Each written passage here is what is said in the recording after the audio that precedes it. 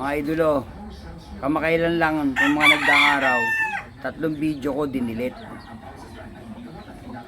2 beses ko sa in-upload, dinilit. Kasi may mga violation na naman daw yung aking video.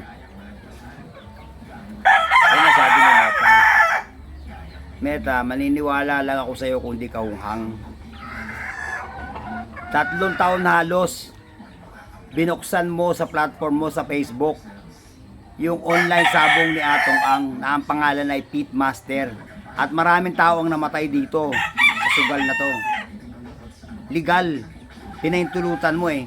Bago sasabihin mo pag nag-upload kami ng sabong ibawal. Hungang ka, Meta, sakang ulul. Maniwala ako kung hindi mo pinahintulutan si Atong Ang na gamitin ang platform mo na si Facebook para ipalaganap sa buong mundo ang online sabong. Dahil ba pinahintulutan ng presidente si Duterte at tumatanggap ka ng sako-sakong pera sa online sabong na to ni Atong Ang legal? Kaming mga backyard breeder, mga backyard na sabongero na walang pera na nakukuha kay restricted. Kumikita ka sa akin, Meta. May ads ang video ko. At malaki ang kinikita mo kaysa sa akin. Magkano lang binibigay mo sa katulad ko? 1 sentimo sa kada views. Mahigit kalahating buwan, kalahating taon. 1 taon halos. Magkano lang pinasweldo mo sa akin? 1,650. Naku po. Niniwala ako, Meta. Talagang bawal ang sabong kung si Atong Ang ay hindi mo pinayagang mag-live ng online sabong sa Pit Master gamit ang Facebook mo. Nungaling ka, Meta, dahil ba ako'y walang pera? Ako naman dyan sa mga buzzer ko, guys, huwag kayong mainggit sa katulad ko. Kung kayo ay mga farm na walang buyer, kasalanan ninyo yan. Napakasimple namang i-vlog. Didigan mo lang ang manok, i-upload mo sa Facebook, open to public ang pagbablog. Ayun na, wala kang followers. Sa susunod, dadami na sila. Tsaga-tsaga hanggang sa makilala ka. Hindi ka dapat naingit sa katulad ko. Magsikap ka. Doon naman sa mga walang pambili para mambuburaot kayo, ay hindi libre ang manok.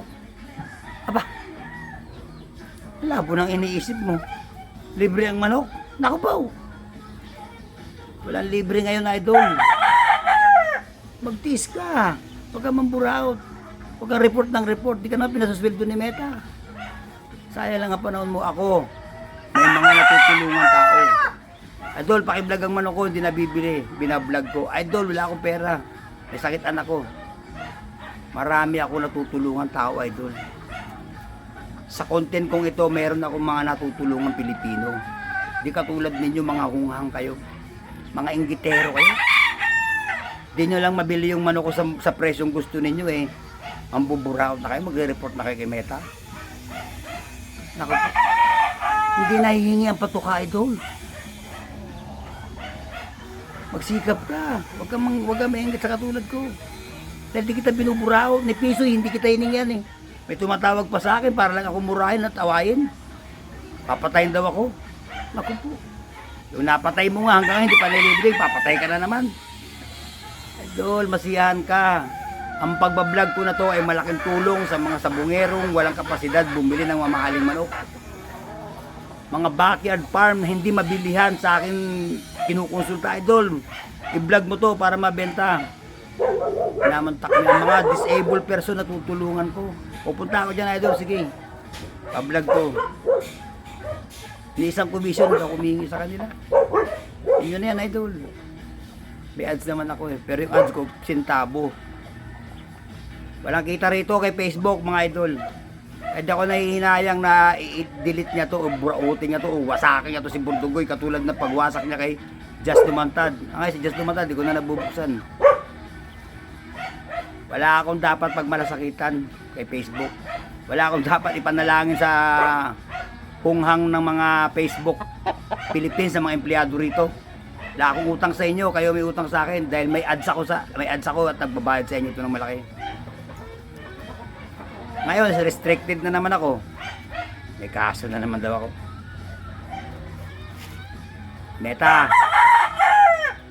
ang gawin mo, i-demolish mo si Bordugoy. Yan ang pinakamabuti mong gawin. Pasakin mo.